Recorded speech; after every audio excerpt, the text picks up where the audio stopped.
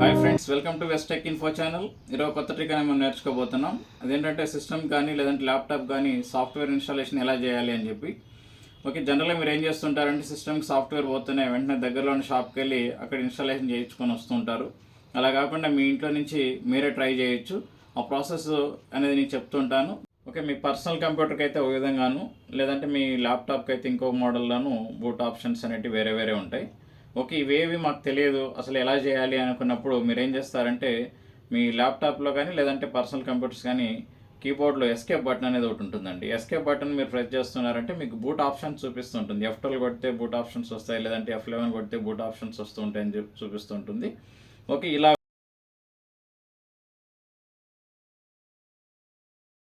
First మీకు వచ్చే step వచ్చి బయాస్ సెట్టింగ్స్ అనేటి ఒకటి వస్తుంది.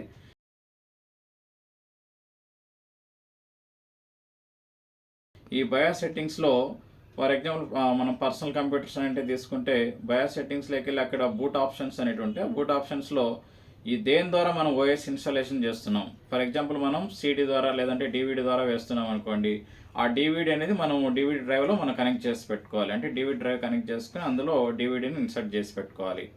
లేదంటే మీరు పెన్ డ్రైవ్ ద్వారా వేస్తున్నారు అనుకోండి, యూఎస్బి అనేది మనం అక్కడ తీసుకోవాల్సి వస్తుంది. అంటే ప్రైమరీ అనేది ఎప్పుడు కూడా దేని ద్వారా అయితే ఇన్స్టాలేషన్ చేస్తున్నామో దాన్ని ప్రైమరీగాను, దేంట్లోకి వేస్తున్నాం మనం హార్డ్ డిస్క్లోకి మనం ఇన్స్టాలేషన్ చేస్తున్నాం కాబట్టి హార్డ్ డిస్క్ని సెకండరీగా మనం తీసుకోవాలండి.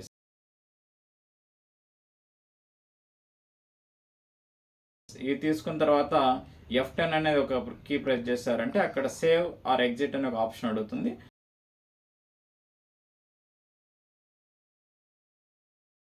ఓకే, సేవ్ చేశారు ఆ సెట్టింగ్స్, ఎందుకంటే అవి సేవ్ చేయాలి, ఎందుకంటే మీరు చేంజ్ చేశారు కాబట్టి. ఓకే, ఎప్పుడైతే మీరు సేవ్ చేసి ఎంటర్కి కొడతారో ఆటోమేటిక్గా మీ సిస్టమ్ మళ్ళీ రీస్టార్ట్ అవుతుంది అనమాట. రీస్టార్ట్ అయ్యి మీకు కింద ఆప్షన్ చూపిస్తుంటుంది, press any key to boot from CD అని బడి అక్కడ కొన్ని డాట్స్ అనేవి పడుతుంటాయి. ఈలోపు మనం యాక్టివ్గా ఏదో కీని మనం ప్రెస్ చేస్తామంటే ఆటోమేటిక్గా ఇది ఓఎస్ అనేది యాక్సెప్ట్ చేస్తుంది అనమాట. అంటే ఆ ప్రాసెస్ అనేది తీసుకుంటుంది అనమాట.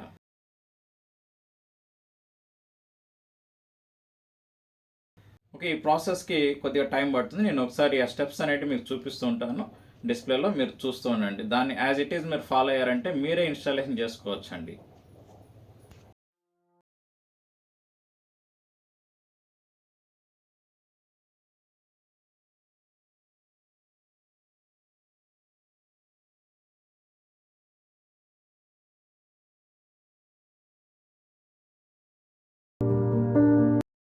ఓకే, ఇంతకుముందు ఓల్డెన్ డేస్లో అయితే విండోస్ ఎక్స్పీ ఇన్స్టాలేషన్ చేసేవారు. విండోస్ ఎక్స్పీలో ఎలా ఉండేదంటే మనకు డ్రైవ్స్ అనేవి అక్కడ చూపించేటి అనమాట. అంటే C drive, D drive, E drive అని డ్రైవ్స్ అనేవి డైరెక్ట్ చూపించేది.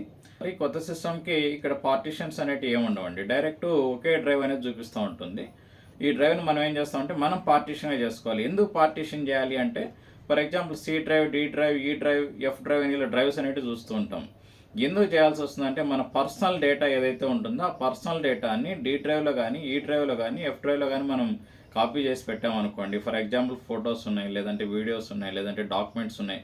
ఈ డ్రైవ్స్లలో డేటా ఆల్మోస్ట్ అలా అంటే మనంతా మనం డిలీట్ చేస్తే కానీ అవి డిలీట్ కావండి.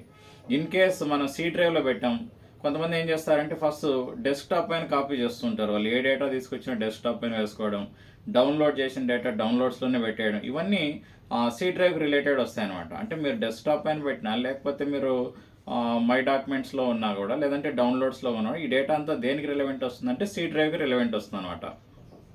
ఓకే, వన్స్ ఒకసారి మీ సిస్టంలో ఓఎస్ అంటే ఆపరేటింగ్ సిస్టమ్ అనేది మీరు సడన్గా పవర్ ఆఫ్ చేయడం వల్ల కావచ్చు, లేకపోతే ఏదైనా ప్రాబ్లం వచ్చి కొన్ని ఫైల్స్ అనేవి పోవడం వల్ల అప్పుడప్పుడు ఏమవుతుందంటే ఓఎస్ అనేది కరెక్ట్ అయిపోతుంటుంది. అంటే disk boot failure please insert system disk అనేది ఇలాంటివి చూపిస్తుంటుంది అనమాట. ఓకే, ఇప్పుడు ఏమవుతుందంటే మీ సిస్టంలో మీరే భయపడిపోతుంటారు, అంటే మా సిస్టంలో ఉండే డేటా అంతా పోయింది అని చెప్పి. ఓకే, ఎప్పుడైతే మనం పార్టీషన్ చేసి ఉంటామో ఆ పార్టీషన్లో ఉండే డేటా ఏదైతే D drive, E drive, F డ్రైవ్లో ఉండే డేటా అలానే ఉంటుంది. సి డ్రైవ్లో డేటా మాత్రం ఒకటి మనం అది అంటే సాఫ్ట్వేర్ అనేది కరప్ట్ అయి ఉంటుంది అనమాట. ఓకే, ఇప్పుడు మనం ఓఎస్ ఇన్స్టాలేషన్ దేనికి చేస్తున్నామంటే సి డ్రైవ్కే కాబట్టి మిగతా డ్రైవ్స్ అన్నీ అలానే ఉంటాయి అనమాట. అంటే డేటా అనేది అక్కడ అలానే ఉంటుంది, సి డ్రైవ్లో డేటా మాత్రం ఎరేజ్ అయి ఉంటుంది అనమాట. ఓకే ఓకే ఇక్కడ కన్ఫ్యూజన్ అనేది మనం ఫస్ట్ స్టార్ట్ అవుతుంది. అంటే దేంట్లోకి మనం ఓఎస్ అనేది ఇన్స్టాలేషన్ చేసుకోవాలి. ఫర్ ఎగ్జాంపుల్ డి డ్రైవ్లో డి అని మనకు తెలియక అది పార్టీషన్ 2 అని తీసుకున్నాం అనుకోండి. డి డ్రైవ్లో మీ పర్సనల్ డేటా ఉంటుంది. డేటా అంతా కూడా ఎరేజ్ అయ్యే అవకాశం ఉంటుంది కాబట్టి ఆల్మోస్ట్ ఆల్ పార్టీషన్ 1 అనేది మనం ప్రైమరీగా తీసుకోవచ్చు అనమాట. అంటే సి డ్రైవ్గా తీసుకుంటుంది. మనం సి డ్రైవ్ అనేది సెలెక్ట్ చేసుకొని అక్కడ అది మనం ఫార్మాట్ అనేది దాన్ని తీసుకోవాల్సి వస్తుంది అనమాట. ఓకే, ఆ స్టెప్స్ ఒకసారి చూడండి.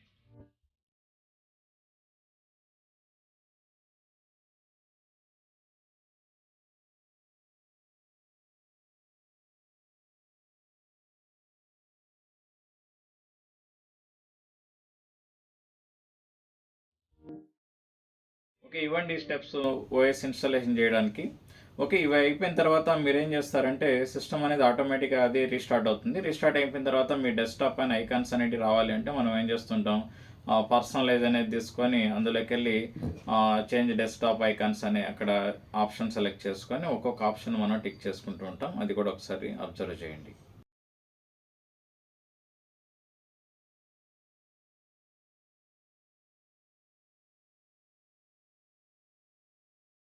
ఓకే, మా వీడియో మీకు నచ్చినట్లయితే దీన్ని లైక్ చేయండి, షేర్ చేయండి, కామెంట్ చేయండి, సబ్స్క్రైబ్ చేయడం మాత్రం మర్చిపోకండి.